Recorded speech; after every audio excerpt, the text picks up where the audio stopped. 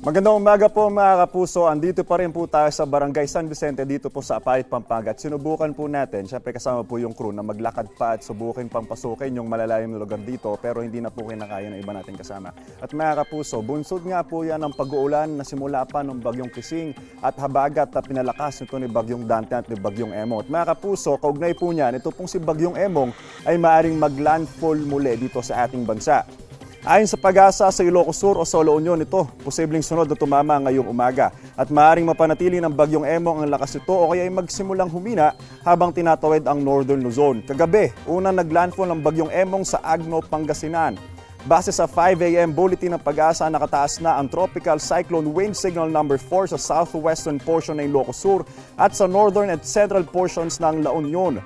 Signal number 3 naman po sa southern portion ng Ilocos Norte, nalalabing bahagi ng Ilocos Sur. Natitirang bahagi ng La Union, western portion ng Apayao, buong Abra, western portion ng Caliga, western portion ng Mountain Province, western portion ng Benguet kasama po ang Baguio City at sa northern portion ng Pangasinan. Itinaas naman ang wind signal number 2 sa nalalabing bahagi ng Ilocos Norte, natitirang bahagi ng Pangasinan, northern portion ng Zambales, nalalabing bahagi ng Apayao, natitirang bahagi ng Kalinga, rest of Mountain Province, rest of Benguet, buong Ifugao, Batanes, Cagayan kasama po ang Babuyan Islands, northern and western portions ng Isabela, northwestern portion ng Quirino, western and central portions ng Nueva Vizcaya, northwestern portion ng Nueva Ecija at northern portion ng Tarlac.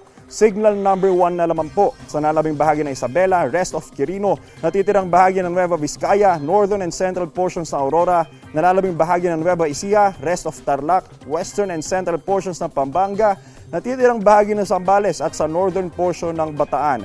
At dahil po sa bagsik ng bagyo, mataas pa rin ang posibilidad ng 2.1 hanggang 3 metro na taas ng daluyong o storm surge sa ilang coastal areas ng Ilocos Norte, Ilocos Sur, La Union at Pangasinan. At posible namang umabot sa 1 hanggang 2 metrong taas na storm surge o daluyong ang ilang coastal areas ng Batanes, Cagayan, Isabela at ng Zambales. Paalala po mga kapuso, stay safe and stay updated. Ingat po tayong lahat. Ako po si Anjo Upertera, inyong unang hirit weather presenter. Know the weather before you go. Para mag-safe lagi, mga kapuso. Pero ito mga kapuso, dagdag lang po sa update natin bago magtapos itong ating weather report.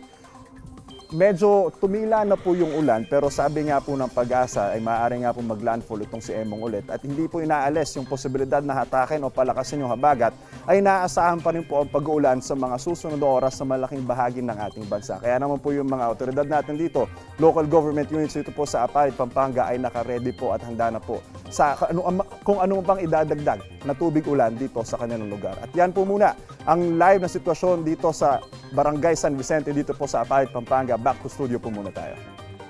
Kapuso, huwag magpapahuli sa latest news and updates. Mag-iuna ka sa balita at mag-subscribe sa YouTube channel ng GMA Integrated News.